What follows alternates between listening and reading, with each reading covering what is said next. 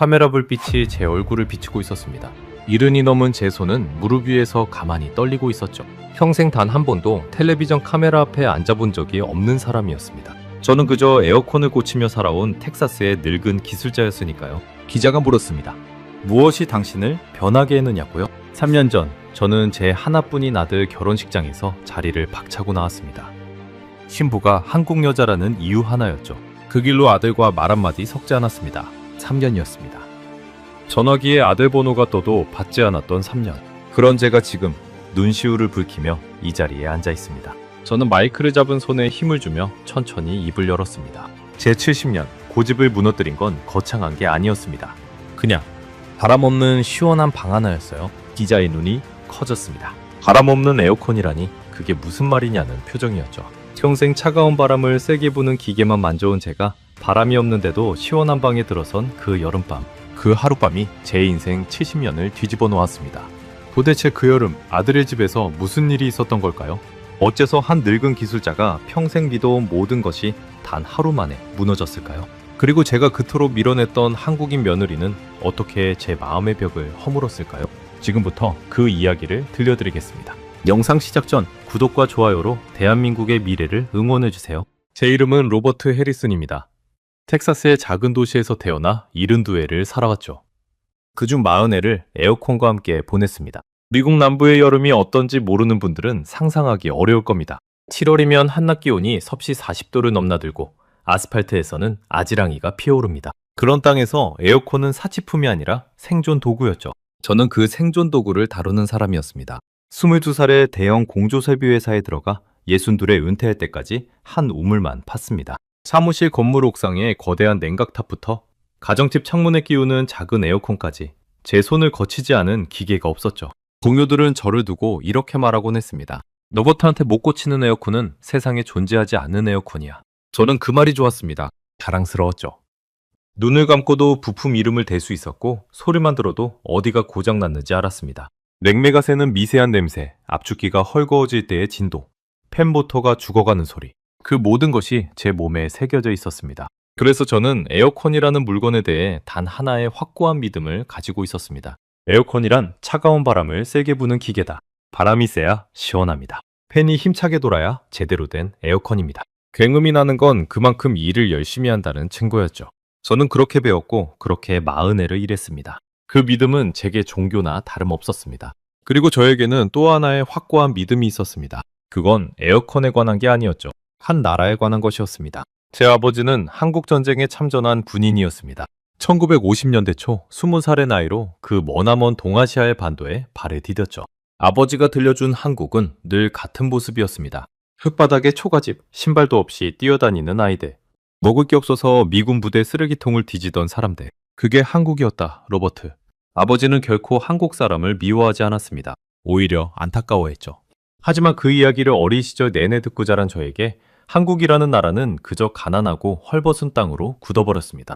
그 이미지는 제 머릿속에서 단 한 번도 갱신되지 않았죠. 1953년에 멈춰버린 사진 한 장처럼요. 세월이 흘러 한국 자동차가 미국 도로를 달리고 한국 휴대전화가 사람들 손에 들리기 시작했을 때도 저는 코웃음을 쳤습니다. 싸구려라서 싼 거지. 어차피 일본이나 독일 기술 베낀 모방품 아니겠어? 저는 한 번도 한국산 제품을 직접 써본 적이 없었습니다. 그러면서도 확신했죠. 제 아버지가 본 1953년의 한국이 제 머릿속에서는 영원한 한국이었으니까요. 그런 제 인생에 균열이 생긴 건 3년 전이었습니다. 하나뿐인 아들 다니엘이 저녁 식사에 한 여자를 데려왔습니다. 다니엘은 기계공학을 전공한 엔지니어로 저처럼 손으로 만지는 일을 사랑하는 아이였죠. 저는 그 아이가 어떤 여자를 데려올지 늘 궁금했습니다. 그날 식탁 맞은편에 앉은 여자는 검은 머리에 단정한 미소를 가진 사람이었습니다. 아버님, 처음 뵙겠습니다. 지윤이라고 합니다. 또렷한 영어였지만 억양이 달랐습니다. 저는 직감했죠. 그리고 다니엘이 입을 열었습니다. 아버지, 지윤은 한국 사람이에요. 저희 결혼하려고 해요. 그 순간 제 안에서 무언가가 차갑게 식었습니다. 40회 동안 에어컨의 미세한 소리까지 읽어내던 제 감각이 정작 식탁 위에 흐르는 공기는 읽지 못했죠. 아니, 읽지 않으려 했습니다. 저는 포크를 내려놓았습니다. 그리고 차갑게 말했죠. 한국 여자라고? 지윤이라는 여자의 얼굴에서 미소가 천천히 사라지는 게 보였습니다. 다니엘의 표정이 굳었죠. 하지만 저는 멈추지 않았습니다. 70년 동안 제 안에 굳어있던 그 사진 한 장이 제 입을 통해 쏟아져 나왔습니다. 네가 만나는 사람이 어떤 나라에서 왔는지 알기나 하니? 나는 인정 못한다. 그날 밤 다니엘은 그 여자의 손을 잡고 제 집을 떠났습니다. 현관문이 닫히는 소리가 유난히 크게 들렸죠. 저는 식탁에 홀로 앉아 식어버린 음식을 바라보았습니다. 그리고 그게 시작이었습니다. 3년에 걸친 침묵의 시작이요. 다니엘은 그해 가을 그 여자와 결혼했습니다. 결혼식 청첩장이 우편함에 꽂혀 있었죠. 저는 가지 않으려 했습니다. 하지만 결혼식 당일 무언가에 이끌리듯 차를 몰고 식장으로 갔습니다. 뒷자리에 조용히 앉아 있었죠. 신부가 입장하는 순간 사람들이 박수를 쳤습니다. 다니엘의 얼굴은 행복으로 빛나고 있었죠. 그런데 저는 그 모습을 견딜 수가 없었습니다. 제 아들이 한국 여자와 함께 새 인생을 시작한다는 사실이 제 70년 신념에 대한 배신처럼 느껴졌거든요. 저는 자리에서 일어섰습니다. 의자가 바닥에 끌리며 날카로운 소리를 냈죠. 사람들의 시선이 일제히 저에게 쏠렸습니다. 다니엘이 저를 발견하고 입을 벌렸지만 저는 뒤도 돌아보지 않고 식장을 빠져나왔습니다. 주차장에 세워둔 차 안에서 저는 한참을 앉아 있었습니다. 운전대를 잡은 손에 핏줄이 도드라졌죠. 이상하게도 화가 나지 않았습니다. 그저 가슴 한가운데가 텅 빈 것처럼 허전했습니다. 제가 무슨 짓을 한 건지 그때는 인정하고 싶지 않았죠. 그날 이후로 다니엘과 저 사이에는 보이지 않는 벽이 생겼습니다. 명절에도 제 생일에도 우리는 만나지 않았습니다. 다니엘이 가끔 문자 메시지를 보내왔지만 저는 읽기만 하고 답하지 않았죠. 고집이었습니다. 자존심이었고요. 하지만 사실 저는 알고 있었습니다. 그 고집과 자존심이라는 건 사과할 용기가 없는 늙은이가 두르고 있는 갑옷일 뿐이라는 거예요. 밤이면 텅 빈 집에서 혼자 텔레비전을 켜놓고 잠들었습니다. 거실에서 굉음을 내며 돌아가는 낡은 창문형 에어컨 소리만이 제 곁을 지켰죠. 그렇게 3년이 흘렀습니다. 그리고 그해 여름이 찾아왔습니다. 텍사스 역사상 가장 뜨거웠다고 기록돼 그 끔찍한 폭염의 여름이요. 그 여름이 제 평생의 믿음 2가지를 한꺼번에 무너뜨릴 거라고는 그때의 저는 짐작조차 하지 못했습니다. 그해 7월은 평년과 달랐습니다. 텍사스의 여름은 원래도 가혹하지만 그해는 차원이 달랐죠. 기상청은 연일 폭염경보를 발령했습니다. 한낮 기온이 섭씨 43도까지 치솟았고 밤이 되어도 30도 아래로 떨어지지 않았습니다. 동네 노인 몇 명이 열사병으로 병원에 실려갔다는 소식이 들려왔죠. 라디오에서는 하루 종일 같은 경고를 반복했습니다. 외출을 삼가고 충분한 수분을 섭취하고 냉방기를 가동하라고요. 저는 그 경고를 들으며 코웃음을 쳤습니다. 냉방기라면 제 전문 분야였으니까요. 제 거실에는 십수년을 함께한 창문형 에어컨이 있었습니다. 미국 브랜드의 묵직한 새덩이였죠. 제가 직접 골랐고 직접 설치했고 부품이 다를 때마다 직접 갈아 끼운 녀석이었습니다. 저는 그 에어컨을 믿었습니다. 제 40의 경력을 믿는 것처럼요. 문제는 그 다음 주부터 시작됐습니다. 어느 날 새벽, 저는 이상한 소리에 잠에서 깼습니다. 거실 쪽에서 들려오는 소리였죠. 40해 동안 기계 소리를 읽어온 제 귀가 본능적으로 곤두섰습니다. 평소의 굉음이 아니었습니다. 그 굉음 사이에 미세한 떨림이 섞여 있었죠. 압축기에서 나는 소리였습니다. 무리하고 있다는 신호였죠. 저는 침대에서 일어나 거실로 나갔습니다. 에어컨 앞에 손을 대보았죠. 차가운 바람은 여전히 나오고 있었습니다. 하지만 그 바람에 힘이 없었습니다. 청소라면 손바닥을 밀어낼 만큼 세찼던 바람이 그날은 맥없이 흩어지고 있었죠. 늙었구나 너도. 저는 에어컨에게 혼잣말을 건넸습니다. 부품을 갈면 될 일이었죠. 다음날 저는 단골 부품 가게에 전화를 걸었습니다. 그런데 가게 주인이 난처한 목소리로 말했습니다. 로버트, 그 모델 부품은 이제 단종됐어요. 회사가 그 라인을 접은 지 몇 년 됐잖아요. 저는 수화기를 든 채 한참을 말없이 서 있었습니다. 제 손때가 묻은 기계가 이제는 부품조차 구할 수 없는 골동품이 되어 있었던 겁니다. 40의 경력의 기술자가 정작 자기 집 거실의 더위 앞에서 아무것도 할 수 없게 된 순간이었죠. 그날 밤부터 지옥이 시작됐습니다. 에어컨은 간신히 돌아갔지만 집바람은 점점 제 몸을 괴롭혔습니다. 저는 시원한 자리를 찾아 소파 위치로 옮겼습니다. 그런데 직바람이 정면으로 닿는 자리에 앉으면 어깨가 시리고 바람을 피하면 등줄기에 땀이 흘렀죠. 이른이 넘은 무릎 관절은 차가운 바람을 정통으로 맞을 때마다 욱신거렸습니다. 밤에는 그 욱신거림 때문에 잠을 이루지 못했죠. 낮에는 더웠고 밤에는 시렸습니다. 에어컨을 끄면 숨이 막혔고 켜면 관절이 아팠습니다. 평생 사람들에게 시원한 여름을 선물해온 제가 정작 제 여름 하나를 다스리지 못하고 있었던 겁니다. 거실 한가운데 앉아 식어가는 커피를 들고 있던 어느 오후, 저는 처음으로 제 처지가 서글퍼졌습니다. 그렇게 며칠이 지난 어느 저녁이었습니다. 거실 탁자 위에 놓인 제 휴대전화가 울렸죠. 낯선 번호였습니다. 저는 무심코 통화 버튼을 눌렀습니다. 그리고 수화기 너머에서 들려온 목소리에 저는 그대로 굳어버렸습니다. 아버님, 저 지윤이에요. 3년 만에 듣는 목소리였습니다. 제가 결혼식장을 박차고 나온 그날 이후 단 한 번도 들어본 적 없는 며느리의 목소리. 저는 아무 말도 하지 못했습니다. 가슴 한구석이 서늘하게 조여드는 느낌이었죠.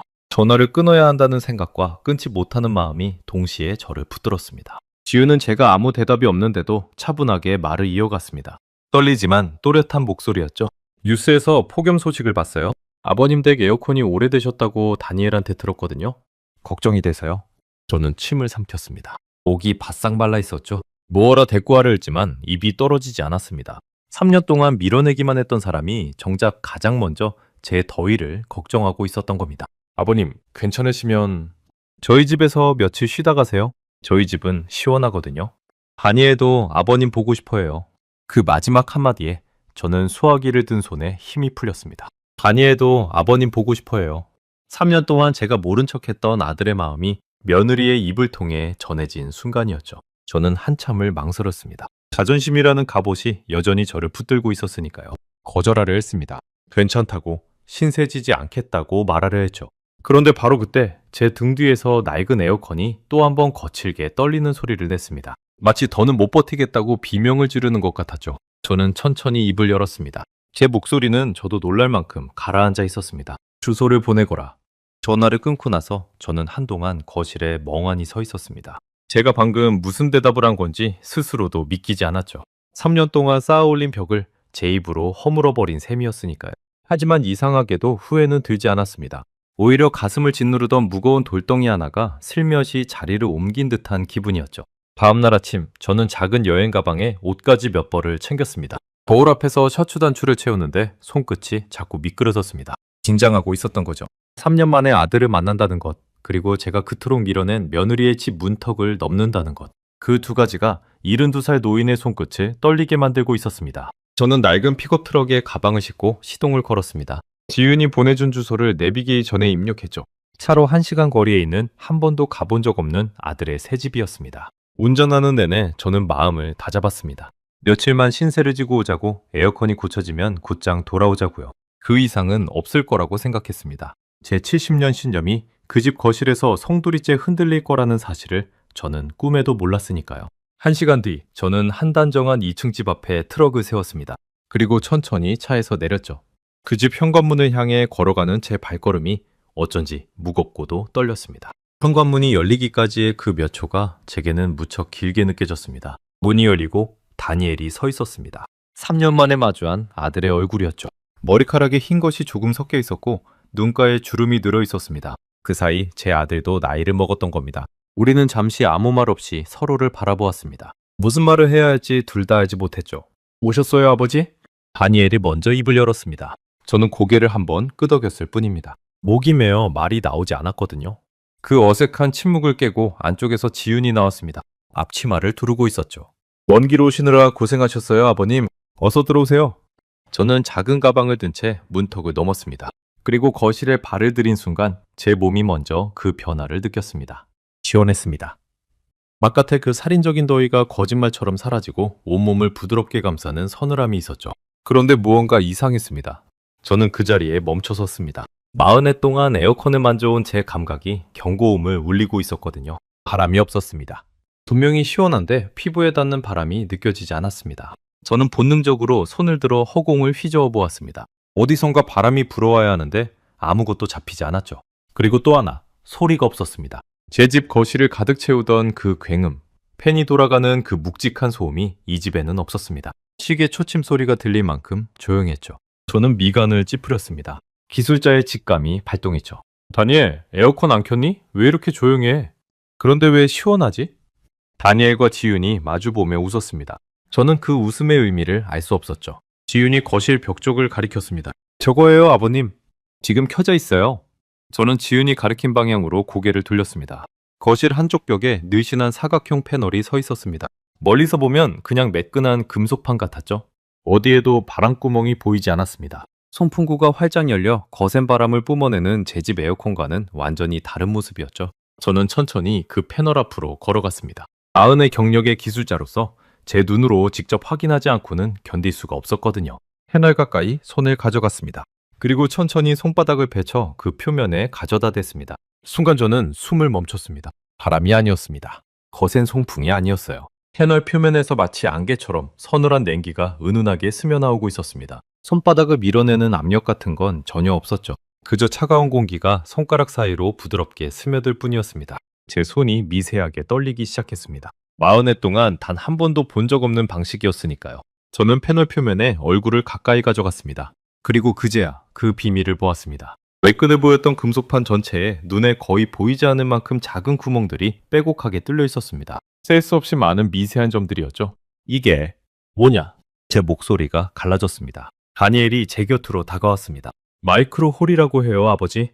저 패널에 직경 1mm도 안 되는 구멍이 뚫려 있어요. 그 개수가 최대 약 27만 개예요.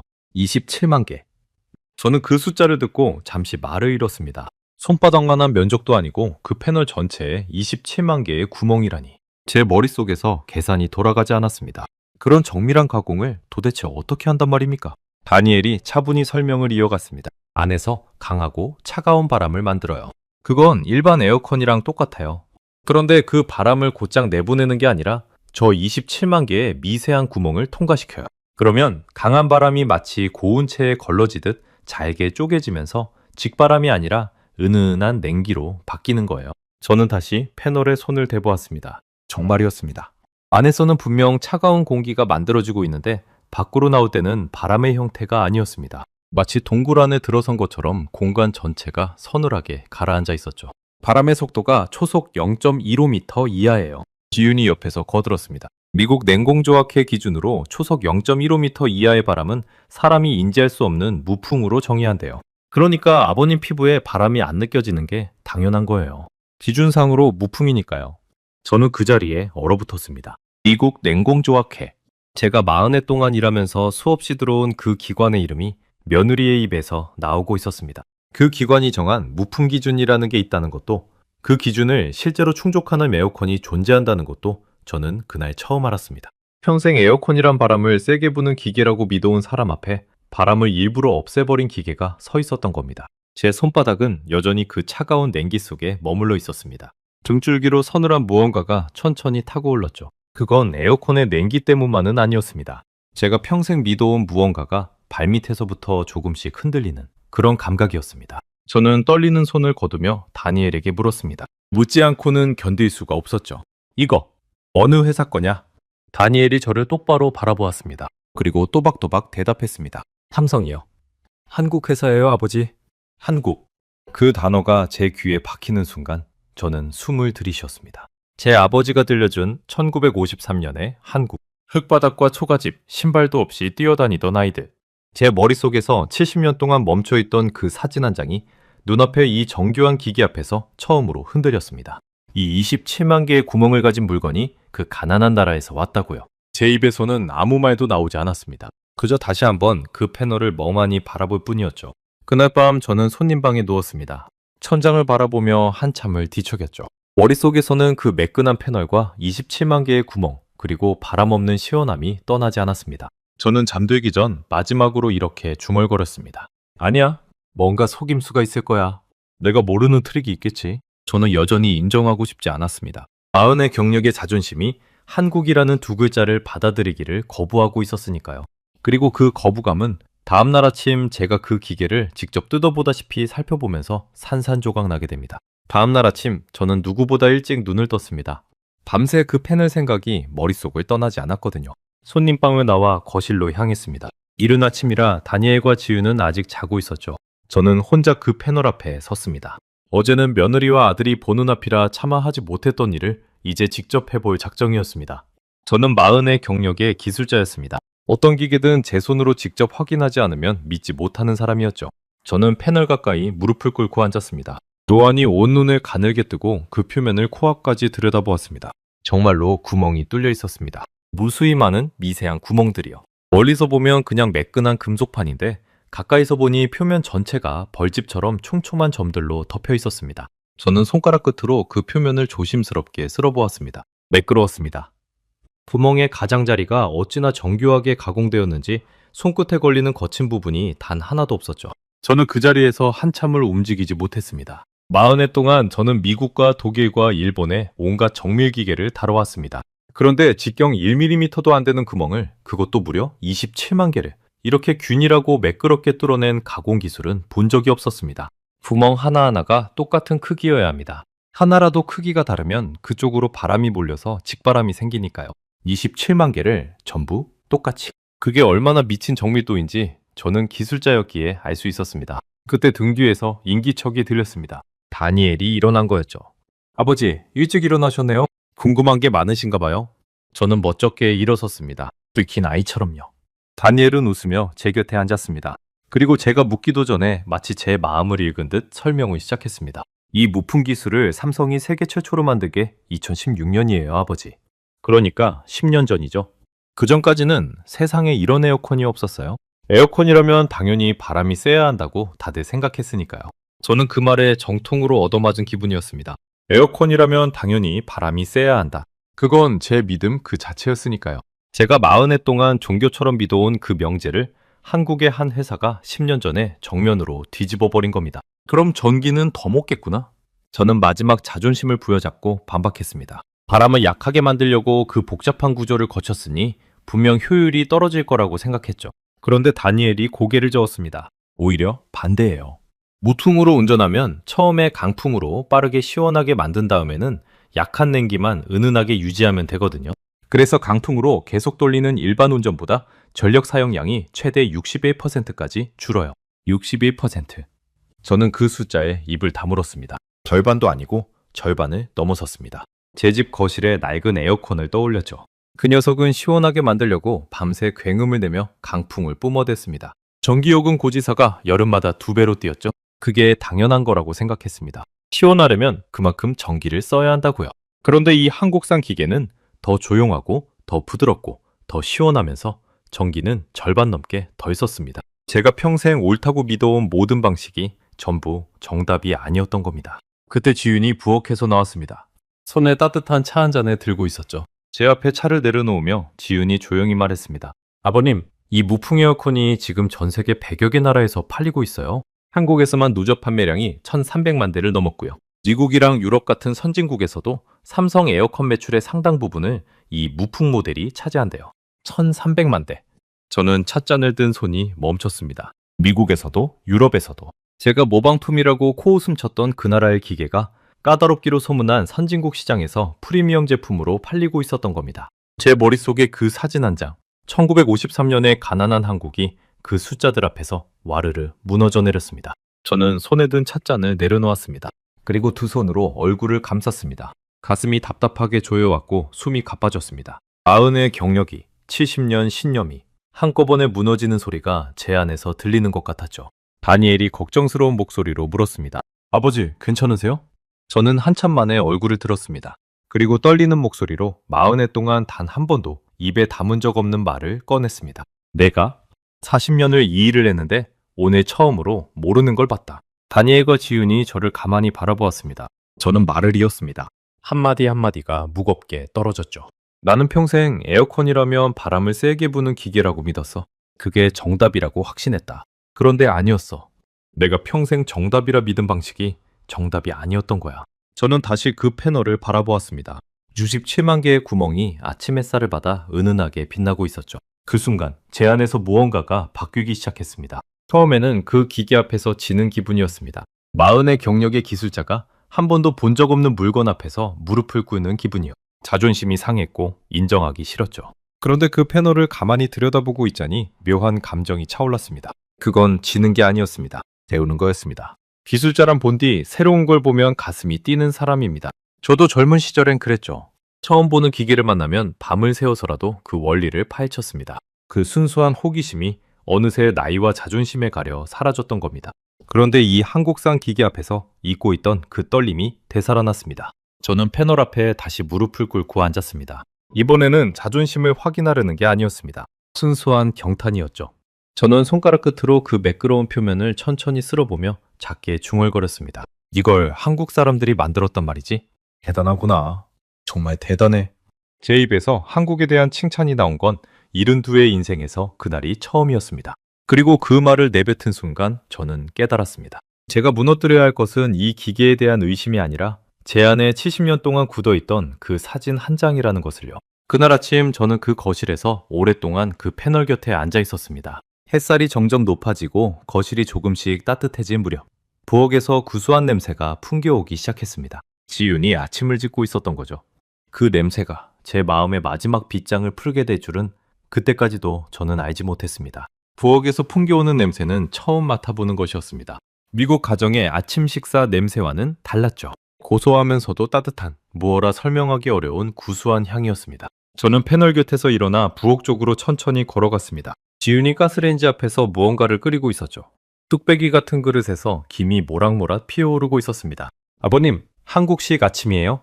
입에 안 맞으실까봐 간을 좀 약하게 했어요. 지윤이 돌아보며 웃었습니다. 식탁에는 흰쌀밥과 김이 나는 국, 그리고 작은 반찬 그릇 몇 개가 가지런히 놓여 있었습니다. 저는 자리에 앉았습니다. 솔직히 낯선 음식이 입에 맞을지 걱정이 됐죠. 하지만 3년 만에 마주한 며느리가 차린 밥상을 거절할 수는 없었습니다. 저는 국을 한 숟갈 떠서 입에 넣었습니다. 그리고 잠시 멈췄죠. 따뜻하고 부드러운 국물이 목을 타고 넘어가는데 그 온기가 위장을 지나 가슴까지 번지는 느낌이었습니다. 지난 며칠 폭염 속에서 잠도 제대로 못 자고 끼니도 대충 때웠던 제 몸이 그 따뜻한 국물 한 숟갈에 스르르 풀어지는 것 같았죠. 그 순간 저는 깨달았습니다. 어젯밤 저는 그 시원한 손님방에서 오랜만에 깊은 잠을 잤다는 거요. 생각해보니 그랬습니다. 무릎이 시리지 않았습니다. 칡바람이 없으니 관절이 욱신거리지 않았고 굉음이 없으니 신경이 곤두서지 않았죠. 저는 침대에 누운 지 얼마 되지 않아 골아 떨어졌고 아침까지 단 한 번도 깨지 않았습니다. 폭염이 시작된 이후 처음 있는 일이었습니다.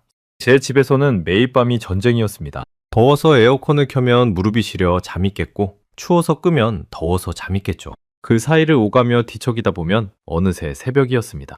그런데 이 집에서는 바람 없는 그 시원한 방에서는 제가 한 번도 깨지 않고 잤던 겁니다. 저는 숟가락을 내려놓고 가만히 앉아 있었습니다. 묘한 감정이 차올랐죠. 그건 어제 패널 앞에서 느낀 기술에 대한 경탄과는 다른 더 깊고 따뜻한 무언가였습니다. 기술이 사람을 편하게 한다는 것. 저는 40해 동안 그 일을 해왔으면서도 정작 그 의미를 제대로 느껴본 적이 없었습니다. 저에게 에어컨이란 그저 차가운 바람을 만드는 기계였으니까요. 그런데 이 한국산 기계는 달랐습니다. 사람이 집바람에 시려하는 걸 헤아리고 굉음에 잠 못 드는 걸 헤아려서 그 불편함을 없애려고 만든 기계였습니다. 그건 기술이 아니었습니다. 배려였습니다. 저는 천천히 고개를 들어 지윤을 바라보았습니다. 며느리는 제 빈 국그릇을 보고 있었죠. 그 눈빛에서 저는 똑같은 것을 읽었습니다. 시아버지가 잠을 설칠까봐 시원한 방을 내어주고 입맛이 없을까봐 간을 약하게 맞추고 낯선 음식에 거부감을 느낄까봐 조심스럽게 차린 그 마음. 그것 역시 배려였습니다. 3년 전 저는 이 사람을 한국 여자라는 이유 하나로 밀어냈습니다. 그 사람이 어떤 사람인지 알려고도 하지 않았죠. 제 머릿속에 그 낡은 사진 한 장만 믿고서요. 그런데 이 사람은 그렇게 자신을 밀어낸 늙은이를 위해 시원한 방을 내어주고 따뜻한 국을 끓였습니다. 가슴 깊은 곳에서 뜨거운 것이 치밀어 올랐습니다. 저는 그것을 누르려 애썼지만 이른 뒤에 살아온 노인의 눈가가 어느새 젖어들고 있었죠. 부끄러웠습니다. 제가 지난 3년 동안 무슨 짓을 했는지 그제야 똑똑히 보였거든요. 저는 떨리는 목소리로 입을 열었습니다. 지윤을 향해서요. 지윤아. 그 순간 부엌이 조용해졌습니다. 지윤의 눈이 커졌죠. 제가 며느리의 이름을 부른 건 그날이 처음이었습니다. 3년 동안 저는 단 한 번도 이 사람의 이름을 입에 담은 적이 없었습니다. 그저 한국 여자, 그 여자라고만 불렀죠. 그런데 그날 아침 저는 처음으로 이 사람을 이름으로 불렀습니다. 지윤의 입술이 가늘게 떨렸습니다. 그 눈에 물기가 차오르는 게 보였죠. 저는 빈 국그릇을 두 손으로 감싸주고 천천히 말했습니다. 지윤아, 국 한 그릇 더 줄 수 있겠니? 그 한마디에 지윤의 눈에서 눈물이 툭 떨어졌습니다. 며느리는 황급히 손등으로 눈가를 닦으며 환하게 웃었죠. 그리고 빠른 걸음으로 가스레인지 앞으로 가서 새 국을 그릇에 담기 시작했습니다. 그 뒷모습을 바라보는데 제 가슴이 먹먹하게 차올랐습니다. 곁에 앉아있던 다니엘이 고개를 숙였습니다. 어깨가 들썩이고 있었죠. 제 아들이 울고 있었습니다. 저는 손을 뻗어 아들의 어깨에 가만히 얹었습니다. 3년 만에 처음으로 아들의 몸에 손을 댄 순간이었죠. 다니엘, 저는 아들의 이름을 불렀습니다. 다니엘이 젖은 눈으로 저를 올려다보았죠. 저는 무어라 말을 이으려 했지만 목이 메어 한참을 입을 떼지 못했습니다. 가슴 한가운데가 뜨겁게 조여왔고 손끝이 가늘게 떨렸습니다. 마침내 저는 가까스로 입을 열었습니다. 미안하다. 정말 미안하다. 내가 무서웠던 건 한국이 아니었어. 내가 틀렸을지도 모른다는 거였어. 말을 마치고 나서야 저는 그 진실을 똑똑히 깨달았습니다. 제가 지난 70년 동안 그토록 고집스럽게 한국을 밀어냈던 이유, 그건 한국이 미워서가 아니었습니다. 제 아버지가 들려준 그 사진 한 장이 틀렸다는 걸 인정하는 순간 제 인생 전체가 틀렸다는 게 될까봐 두려웠던 겁니다. 그래서 저는 눈을 감고 귀를 막고 70년 동안 같은 자리에 멈춰 서 있었던 거죠. 다니엘이 자리에서 일어나 저를 안았습니다. 3년 만에 포옹이었습니다. 제 아들의 어깨에 얼굴을 묻은 채 저는 소리 없이 어깨를 떨었습니다. 40해 동안 단단한 기계만 만져온 제 손이 아들의 등을 어루만지고 있었죠. 그 손길이 어찌나 어색하던지 제가 그동안 얼마나 표현에 서툰 아비였는지 새삼 사무쳤습니다. 지윤이 새 국그릇을 들고 돌아와 식탁에 내려놓았습니다. 그리고 우리 둘을 바라보며 조용히 미소 지었죠. 저는 다니엘의 등에서 손을 떼고 지윤이 새로 담아준 국을 한 숟갈 떴습니다. 따뜻했습니다. 처음 떴을 때보다 더 따뜻하게 느껴졌죠. 창밖으로는 여전히 텍사스의 폭염이 이글거리고 있었습니다. 하지만 그 집 안은 시원했습니다. 바람 한 점 없이 그저 은은한 냉기가 공간을 부드럽게 채우고 있었죠. 그리고 그 시원한 거실에서 3년 동안 얼어붙어 있던 우리 가족의 마음이 천천히 녹아내리고 있었습니다. 저는 그 아침을 평생 잊지 못할 겁니다. 바람 없는 방 한 칸과 따뜻한 국 한 그릇이 제 70년 편견을 무너뜨린 그 아침을요. 그 여름이 지나고 가을이 왔습니다. 저는 제 집으로 돌아왔습니다. 하지만 돌아온 제 집은 예전과 같지 않았죠. 가장 먼저 한 일은 10수년을 함께한 그 낡은 창문형 에어컨을 떼어내는 것이었습니다. 그리고 그 자리에 거실 벽 한쪽에 매끈한 무풍 에어컨 한 대를 새로 들였습니다. 27만 개의 구멍을 가진 한국이 만든 그 기계를요. 설치기사가 떠난 뒤 저는 혼자 거실에 앉아 그 패널을 가만히 바라보았습니다. 손을 가져다 대니 익숙한 그 은은한 냉기가 손끝으로 스며들었죠. 바람 한 점 없는 시원함, 굉음 없는 고요함. 제 집은 그렇게 조용하고 평온한 적이 없었습니다. 저는 그 거실에서 폭염의 여름밤 이후 다시 한번 깊은 잠을 잤습니다. 며칠 뒤 오랜 친구 마이크가 집에 들렀습니다. 마이크는 저와 함께 평생 에어컨을 만진 동료였습니다. 저만큼이나 고집센 늙은 기술자였죠. 그가 거실을 들어서더니 미간을 찌푸렸습니다. 로버트, 에어컨 안 켰어? 왜 이렇게 조용해? 그런데 왜 시원하지? 저는 웃음이 나왔습니다. 몇 달 전 제가 아들 집에서 똑같이 던졌던 질문이었으니까요. 저는 마이크를 패널 앞으로 데려갔습니다.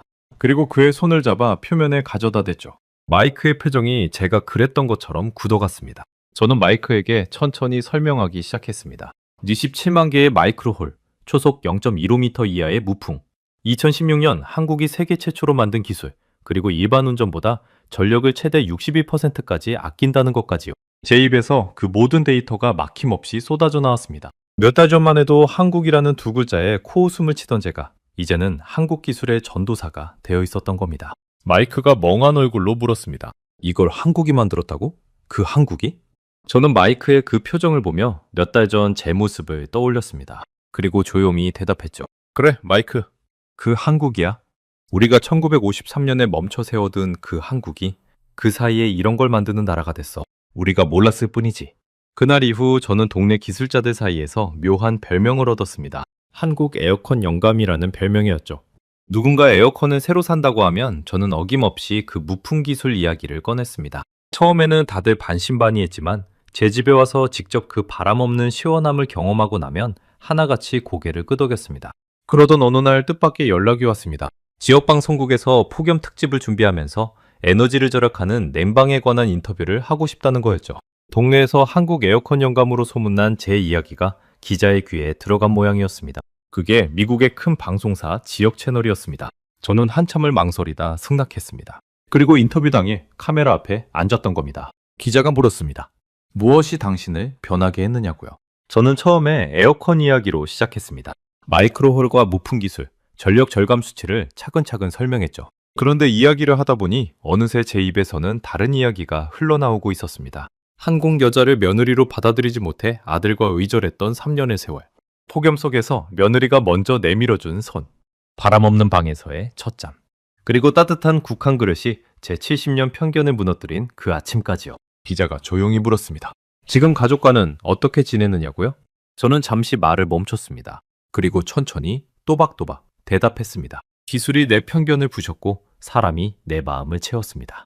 70년 묵은 편견을 바람 없는 방 한 칸이 무너뜨렸어요. 인터뷰가 나가고 나서 동네에서 저를 알아보는 사람이 늘었습니다. 하지만 제게 가장 큰 변화는 그런 게 아니었습니다. 지난주 다니엘과 지윤이 제 집을 찾아왔습니다. 그리고 지윤의 품에는 작은 아기가 안겨 있었죠. 제 손주였습니다.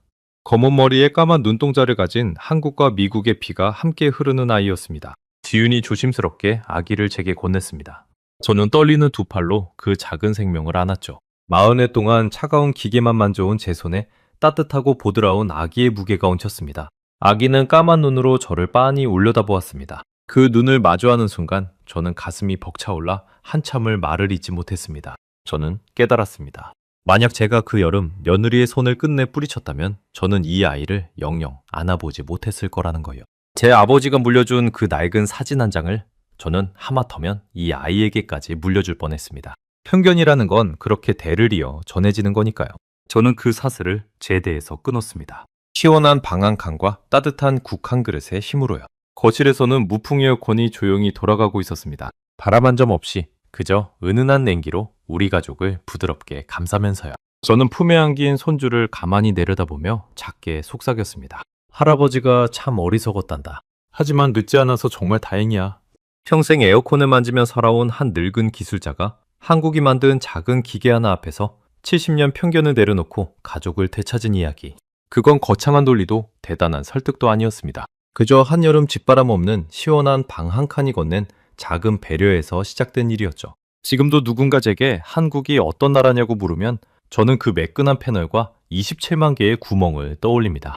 그리고 그 시원한 방에서 저를 기다려준 며느리의 따뜻한 마음을 떠올리죠. 제가 70년 동안 알지 못했던 진짜 한국은 바로 그런 나라였습니다. 저는 다음 시간에도 전 세계를 놀라게 할 대한민국의 이야기로 다시 찾아뵙겠습니다. 감사합니다.